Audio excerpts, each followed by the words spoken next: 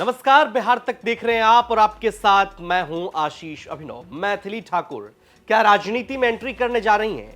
क्या मैथिली ठाकुर बिहार विधानसभा का चुनाव भी लड़ सकती हैं? देश और दुनिया में अपनी गायकी की प्रतिभा से पहचान बनाने वाली लोक गायिका और शास्त्रीय गायिका मैथिली ठाकुर चर्चा में हैं। चर्चा की वजह उनका ये पोस्ट भी और तस्वीर भी है। दरअसल केंद्रीय गृह राज्य मंत्री नित्यानंद राय और विनोद तावड़े से मैथिली ठाकुर की मुलाकात हुई है और मुलाकात के बाद विनोद तावड़े ने जो लिखा उसने चर्चाओं का बाजार गर्म कर दिया कि मैथिली क्या सियासी एंट्री करने जा रही हैं। विनोद तावड़े ने लिखा कि वर्ष 1995 से बिहार में लालू राज आने पर जो परिवार बिहार छोड़कर चले गए, उस परिवार की बिटिया सुप्रसिद्ध गायिका मैथिली ठाकुर जी बदलते बिहार की रफ्तार को देखकर फिर से बिहार आना चाहती हैं। गृह राज्य मंत्री नित्यानंद राय जी और मैंने उनसे आग्रह किया कि बिहार की जनता के लिए, बिहार के विकास के लिए उनका योगदान बिहार का सामान्य आदमी अपेक्षित करता है और वे अपेक्षाओं को पूरा करें। बिहार की बिटिया मैथिली ठाकुर जी को शुभकामनाएं। अब समझिए, इस पर मैथिली का जवाब भी सुनिए। जो लोग बिहार के लिए बड़े सपने देखते हैं, उनके साथ हर बातचीत मुझे दूरदृष्टि, सेवा और शक्ति की याद दिलाती है। हृदय से सम्मानित और आभारी हूं श्री नित्यानंद राय जी का और विनोद तावड़े जी का घर पर आने के लिए।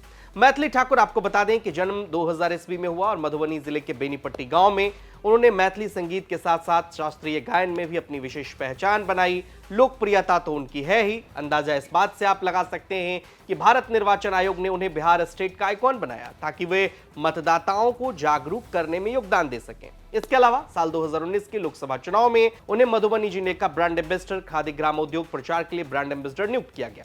सोशल मीडिया पर उनकी फैन फॉलोइंग बड़े पैमाने पर है और लोग उनको खूब सुनना भी पसंद करते हैं और संगीत की सुर लहरी में जब मैथिली गाती हैं तो निश्चित तौर पर उन्हें लोग सुनना भी चाहते हैं।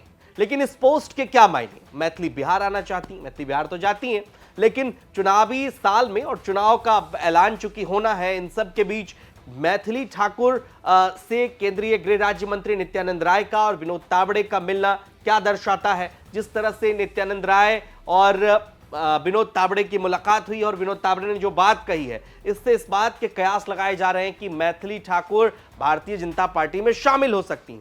अब समझिए, मैथिली ठाकुर मधुबनी से हैं, मिथिलांचल के इलाके को वो बखूबी रिप्रेजेंट करती हैं और चूंकि उनको कई जिम्मेदारियां भी दी गई।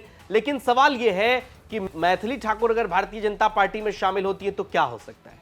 मैथिली ठाकुर एक चर्चित चेहरा है, ये बात आपको मालूम है। मैथिली ठाकुर महिलाओं का बेहतर प्रतिनिधित्व कर सकती हैं, फैन फॉलोइंग तो उनकी है ही है।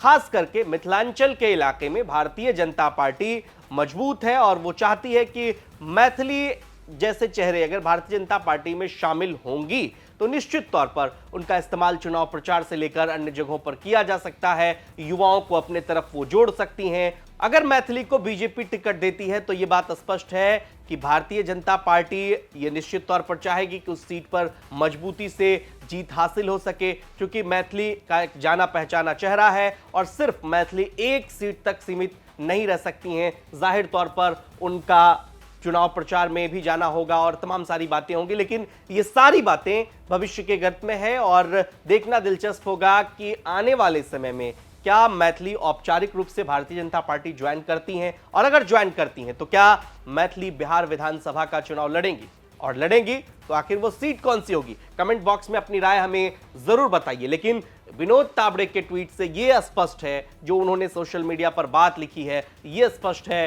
कि वो जरूर चाहते हैं कि मैथिली ठाकुर की एंट्री जो है वो भारतीय जनता पार्टी में जरूर हो। कमेंट बॉक्स में अपनी राय हमें जरूर बताएं और बिहार की तमाम खबरों के लिए आप देखते रहिए बिहार तक। नमस्कार।